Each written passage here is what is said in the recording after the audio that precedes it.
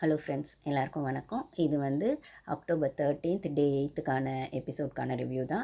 So நான் ஷார்ட்ஸும் போடுறேன். Shorts பார்க்குறவங்க ஷார்ட்ஸ் பாருங்கள். வீடியோஸும் உள்ளே வந்து பார்த்தீங்கன்னா எனக்கு கொஞ்சம் ஹெல்ப்ஃபுல்லாக இருக்கும். ஓகேங்களா? ஆல்ரெடி இப்போ நான் வீக்கெண்ட் எபிசோட்லாம் பேசிட்டேன். சாட்டர்டே எபிசோடாக ஏதோ கொஞ்சம் இருந்து சண்டே எபிசோடில் ஒன்றுமே இல்லை. நான் 10 மினிட்ஸ்லேயே பேசி முடிச்சிட்டேன். ஸோ அதுலேருந்து கொஞ்சம் ஷார்ட்ஸும் போட்டிருக்கேன். ஸோ பார்க்காதவங்க அது போய் பாருங்கள். சரி, அப்படி என்ன தான் இப்போ அக்டோபர் 13th எபிசோடில் இருந்தது. ரம்யாஜோ மயக்கமானாங்க. அப்புறம் வந்துட்டு கனி அக்கா சால்ட் போட்டாங்க. சால்ட்டு போட்டு அந்த சால்ட் வாட்டரையே தான் ரம்யா ஜோக்கு கொடுத்தாங்க. ஸோ அவங்க லோ பிபியால் மயக்கம் போட்டிருந்தாலும் இல்லை எந்த மாதிரி மயக்கம் போட்டிருந்தாலும் சால்ட் வாட்டர் கொடுக்கலாமான்னு தெரியல. ஏன்னா அவங்க கையில் இருந்தது அந்த கஞ்சி தண்ணி தான். அந்த கஞ்சி தண்ணியில் சால்ட் போட்டு வச்ச கஞ்சி தண்ணி தான். ஏன்னா நல்லா இருந்த கஞ்சி தண்ணி தான் இவங்க குடிச்சிட்டாங்களே. கெமி அதை ஒழிச்சு வச்சுருந்தாங்க. இவங்க வரைக்கும் கொஞ்சம் தனி சாப்பாடு அதை வந்துட்டு இவங்க எடுத்து சாப்பிட்டாங்க. உப்பு போட்ட சாப்பாடு மட்டும் வச்சுருந்தாங்க. இப்போ மயக்கம் வந்தோடனே அதை தான் கொடுத்தாங்க. ஆனால் ரம்யா ஜோக்கு பிரேக்ஃபாஸ்ட் சாப்பிடாதனால மயக்கம் வந்துச்சா, இல்லைனா இவங்க டம்முன்னு அடித்தாங்களே அதனால் மயக்கம் வந்துச்சான்னு தெரில. ஏன்னா ரம்யாஜோ இங்கே ஒன்று பேசுகிறாங்க, அங்கே ஒன்று பேசுகிறாங்க. நான் சொல்லியிருக்கேன்.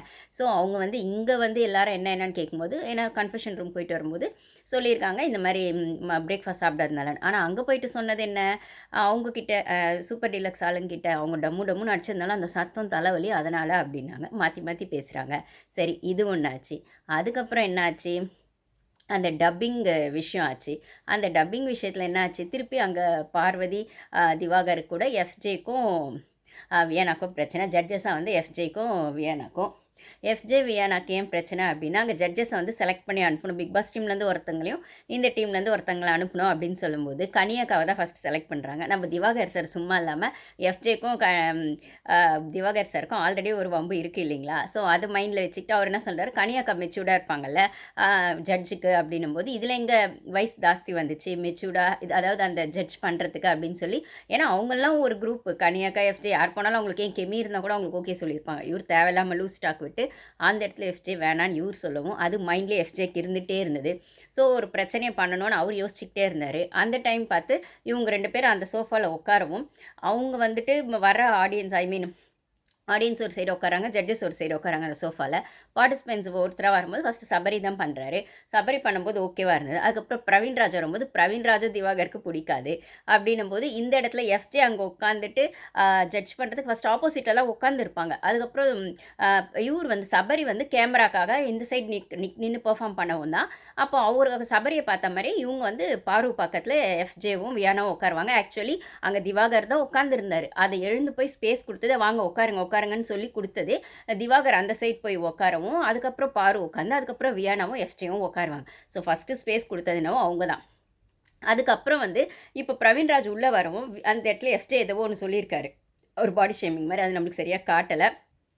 அந்த இடத்துல அதை சொல்லவும் அதில் கொஞ்சம் ட்ரிகரான திவாகர் வந்து இவ்வளோ பேசாத, கொஞ்சம் தள்ளி தான் உட்காருங்களா அப்படின்னு ஏதோ ஒரு சுருக்குன்னு சொல்லியிருக்காரு. அவர் சுத்தமாக திவாகரை மதிக்கிறதே இல்லைங்க. அந்த வயசு கூட மரியாதை கொடுக்கறது இல்லை. ப்ளஸ் இவர் வந்து எஃப்ஜே ஜட்ஜாக வரக்கூடாதுன்னு சொன்னார் இல்லைங்களா? அதை மைண்டில் வச்சுக்கிட்டு அவர் வந்துட்டு அதை சொல்லவும் அது வந்து பாரு என்ன இப்படி சொன்னேன், இப்படி சொல்கிறதுனால தான் நானும் ரியாக்ட் பண்ண வேண்டியதாக இருந்தது. அவங்க கூட பேசுவோம். அந்த இடத்துல பார்ட்டிசிபேட் பண்ண வந்து பிரவீன்ராஜுக்கு அது டிஸ்டர்ப் ஆகவும் அவர் சரியாக பெர்ஃபார்ம் பண்ண முடியல அப்படின்னு சொல்கிறாரு. அப்போ திவாகர் வந்து உன்னால் பெர்ஃபார்ம் பண்ண முடியாதுக்கு நான் ஏன் காரணம், உனக்கு அந்த டேலண்ட் இல்லைன்ற மாதிரி அவர் கொஞ்சம் ஹாஷாக அவர் பேசுகிறாரு. இது இப்படி தான் போச்சு. ஆனால் அங்கே குசும்பு பண்ணது என்னவோ பார்த்தீங்கன்னா எஃப்ஜே தான் பண்ணார், திவாகர் மேலே இருந்த கோவத்தில். இது ஒன்று ஆச்சு. அதுக்கப்புறம் என்னாச்சு, அதுக்கப்புறம் வந்து பார்த்திங்கன்னா நம்மளுக்கு வந்து இதில் காட்டில் ஒன்னாரில் துஷார் தான் வந்து எல்லா கேப்டன்சியோடது.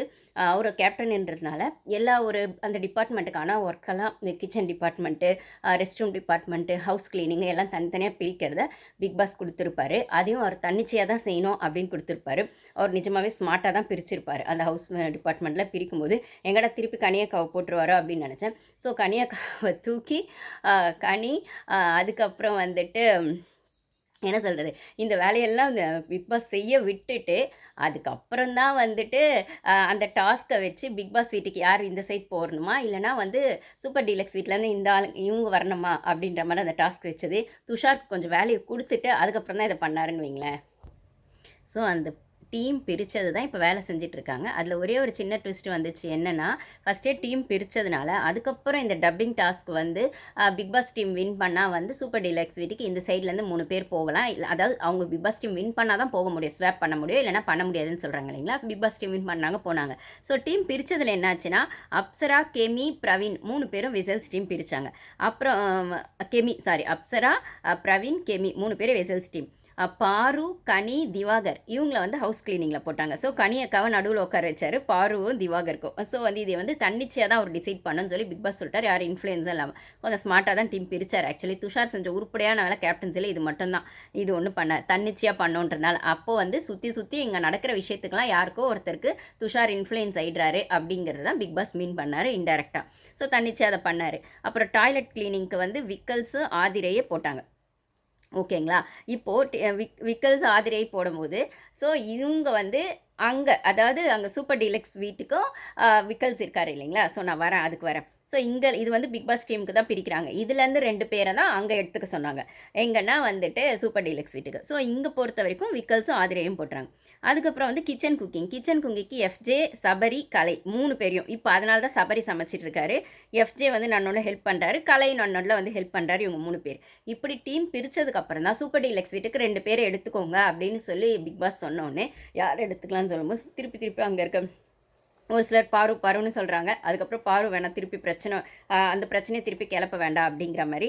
சரி, அப்போ வந்து ஒருத்தங்க நல்லா வேலை செய்கிறவங்களும் ஒருத்தங்க ஏதோ கண்டென்ட் கொடுக்குற மாதிரி கன்னிங்காக இருக்கிறவங்க அப்படின்னும் கன்னிங்குன்னு சொல்லிட்டு எடுத்ததே விக்கல்ஸ் தான் எடுக்கிறாங்க. வியானா நிஜமாகவே கிளவர் அண்ட் ஷார்ப். நான் கன்னிங்னு சொல்ல மாட்டேன், கிளவர் அண்ட் ஷார்ப், இல்லை ஸ்மார்ட் அண்ட் கிளவர்னு கூட வச்சுக்கலாம். அப்போ வந்து பிக் பாஸ் கேட்குறாரு, கலையும் விக்கல்ஸும் பர்டிகுலராக எடுத்தீங்க, ஏதோ ஸ்பெசிஃபிக் ரீசன் இருக்கா அப்படின்னு சொல்லி பிக் பாஸ் கேட்கும்போது கலை நல்லா வேலை செய்வார் பிக் பாஸ். அப்புறம் விக்கல்ஸ் ஆனால் கொஞ்சம் கன்னிங், கொஞ்சம் ஃபன் பண்ணுவார்ல அப்படின்னு சொல்லும்போது பிக் பாஸே இன்ட்ரெஸ்டிங் அப்படின்னு சொல்கிறார். ஸோ இந்த விஷயம் ஆனதுக்கு அப்புறம் தான் வந்துட்டு அந்த டப்பிங் டாஸ்க் வச்சு இப்போ ஸ்வாப் ஆனால் இப்போ கொடுத்த வேலைங்கள்லேருந்து மாறும் அப்படின்னும் போது இப்போ ஸ்வாப் ஆகிறதுக்கு 3 பேர் அமிச்சாங்க இல்லைங்களா. யார் அமிச்சாங்க? திவாகர், பாரு அவங்க பிளானில் ஆல்ரெடி இருந்தது. சண்டேவே டிசைட் பண்ணிட்டாங்க. கனி அக்காவும் அந்த குரூப்பும் சேர்ந்து பாரு தான் போகணுன்னு அதை பாருக்கிட்டையும் சொன்னாங்க. பாரு கொஞ்சம் யோசிச்சாலும் அதுக்கப்புறம் அவங்களோட ஸ்ட்ராட்டஜின்னு ஒன்று இருக்கும் இல்லைங்களா. சரி, வரதை பிடிச்சிக்கிட்டே கேம் ஆடுன்ற மாதிரி அவங்களும் பாசிட்டிவாக தான் அதை எடுத்துக்கிட்டாங்க. இப்போ போகிறதுக்கான வாய்ப்பு தானே வரும்போது பாரு, திவாகர், அப்போ இன்னும் ஒருத்தர் யார் போகணும் அப்படின்னும் போது அப்போ ஆதிரியை செலக்ட் பண்ணி அனுப்புகிறாங்க. அந்த சைட்லேருந்து இந்த சைடு வந்தது அரோராவும் கமருதீனும். அரோரா வந்து எங்கே ஜாலியாக இருக்கணுமோ அங்கே வந்துடணும் அப்படிங்கிற மாதிரி தானே இருக்காங்க. ஸோ இந்த சைட்லேயும் வேலை செய்யாமல் அப்படியே வந்து ஜாலியாக சுற்றிட்டே வரலாம் அப்படிங்கிற மாதிரி ஏதோ ஒன்று பண்ணிட்டு அவங்களே இந்த சைடு வந்துடுறாங்க. ஸோ இப்படி தான் மாறிச்சுன்னா இப்போது கனியக்கா செய்கிற டீமில் வந்து பார்க் ஹவுஸ் கிளீனிங்காக இருந்திருக்கணும். இப்போ அவங்க அந்த டீம் போனதுனால அது ஒரு ஆள் குறையுது. அதே மாதிரி வந்து இங்கே வந்து டாய்லெட் கிளீனிங்கில் ஆதிரை இருந்திருக்கணும். ஆதிரை அங்கே போயிட்டாங்க. ஏன்னா அந்த சூப்பர் டீலக்ஸில் மாறினதுனால அது ஓகேங்களா. ஸோ இப்போ வந்து ஹவுஸ் கிளீனிங் எல்லாமே வந்து இதுக்கேற்ற மாதிரி இவங்க அட்ஜஸ்ட் பண்ணி செய்யும்போது இப்போ இவங்க வந்து அங்கே அனுப்பணும்னு நினச்சது, இவங்களா அனுப்பணும்னு நினச்சது உண்மைதான். அங்கே போனால் இங்கே டிஸ்டர்பன்ஸ் இல்லாமல் இருக்கணுன்றது ஒன்று இருக்குது. இல்லை அங்கே போய் பிரச்சனை பண்ணால் இவங்க பேரை வந்து ரிப்பேர் பண்ணலான்றதும் இவங்களுக்கான ஒரு வெப்பனாக தான் இவங்க அவங்கள யூஸ் பண்ணாங்க. அப்போது அங்கே போயிட்டு அவங்க சைலண்ட்டாக இருக்கணும்னு இவங்க எப்படி எதிர்பார்த்தாங்கன்னு தெரில. பவர் இல்லை, போன வாரம் பவர் இல்லாதப்பவும் அவங்க வந்து சுபிக்ஷா சொன்ன வேலையும் வியானா சொன்ன வேலையும் இல்லைனா வந்து ரம்யா ஜோக்கிட்டையும் ஏதோ ஒரு மிஸ் அண்டர்ஸ்டாண்டிங் வரும்போது அவங்களுக்கான ஸ்டாண்ட் எடுத்தாங்கன்னா இப்போ பவர் இருக்கும்போது அவங்க ஏன் அந்த ஸ்டாண்ட் எடுக்க மாட்டாங்க, ஏன் எடுக்கக்கூடாது? ஆல்ரெடி பிக் பாஸே சொல்லியிருப்பார், இது சூப்பர் டீலக்ஸ் வீட்டாளுங்க கெத்து காட்டலாம் அப்படின்னே சொல்லியிருப்பார். அப்போ அந்த இடத்துல அவங்க கண்டென்ட்டுக்காக பண்ணாலும் யாராச்சும் ட்ரிகர் பண்ணி பண்ணாலும் அவங்களோட ஸ்ட்ராட்டஜின்னு ஒன்று இருக்கும்ல, அதை வச்சுக்கிட்டு சாரி கேளுன்னா எப்படி கேட்பாங்க? எனக்கு புரியல. அப்படி பார்த்தா இவங்க சால்ட்டில் உப்பு போட்டது இவங்க ஸ்ட்ராட்டஜி தானே. இவங்க என்ன சாரியாக கேட்டாங்க? அதுக்கப்புறம் இவங்க அந்த காலைல பிரேக்ஃபாஸ்ட் கொடுக்காதனால, பிரேக்ஃபாஸ்ட் உப்பு போட்டதுனால, யாரும் சாப்பிடாதனால ரம்யா ஜோ மயக்கம் போட்டு விழுந்தாங்க. அங்கே அவ்வளோ பெரிய விஷயம் நடந்திருக்கு. அது ஜஸ்ட் லைக் தட் அப்படியே கட்டு பேஸ்ட் மாதிரி காமிச்சு விட்டுட்டாங்க எடிட்டில். பெருசாக எதுவுமே காட்டாமல் அதுக்கு ரீசனே என்னன்னு சொல்லாமல். அப்போ வந்து ஒருத்தங்க கிடச்சாங்கன்றதுக்காக தக்காளி தூக்கம் அவங்கள போட்டு அடிக்கிறதுன்றது என்ன நியாயம் தெரில. ஆனால் பாருவும் சும்மா கிடையாது. நீங்கள் என்ன அடித்தாலும் நான் எழுந்து வருவாங்கிற மாதிரி அவங்க இப்போ கேம் பிளேவை மாற்றிட்டாங்க. ரொம்ப ஸ்மார்ட்டாகவே இப்போ லைவ்லலாம் பார்த்தீங்கன்னா எல்லாருக்கூடையும் மிங்கிள் ஆகிட்டு இவங்க அடிக்கிறாங்கன்னு தெரியும். ஆனால் அது முகத்துக்கு நேரம் சொன்னால் தானே பிரச்சனை. நான் அவங்ககிட்ட சிரிச்சிட்டே பழகிட்டே எனக்கு எப்படி கேம் ஆடணுமோ ஆடுறேன் அப்படிங்கிற மாதிரி விஷயத்துக்கு அவங்க வந்துட்டாங்க.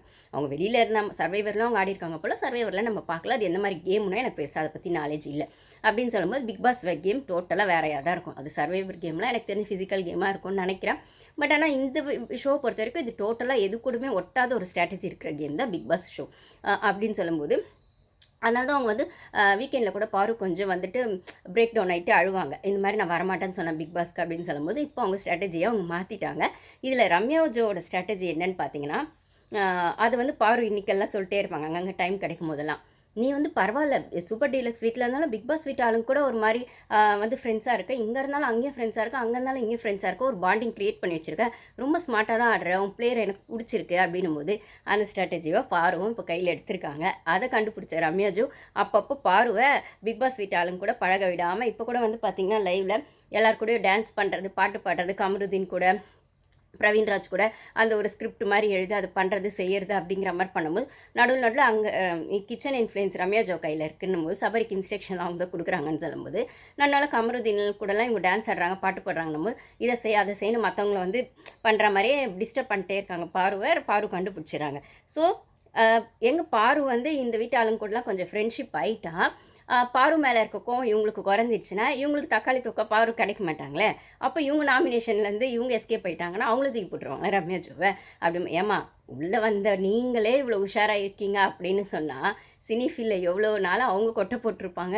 இந்த மாதிரி விஷயங்கள் இப்படிப்பட்ட ஆளுங்களும் அவங்க எவ்வளோ பார்த்துருப்பாங்க அப்படின்னும் போது அவங்களுக்கான ஸ்ட்ராட்டஜி அவங்க ப்ளே பண்ணாமே இருப்பாங்க. ஸோ பாரு வந்து பிரேக் டவுன் ஆனாலும் திருப்பி வந்து நான் எழுந்து வருவேண்டா அப்படிங்கிற மாதிரி அவங்க திருப்பி வந்திருக்காங்க.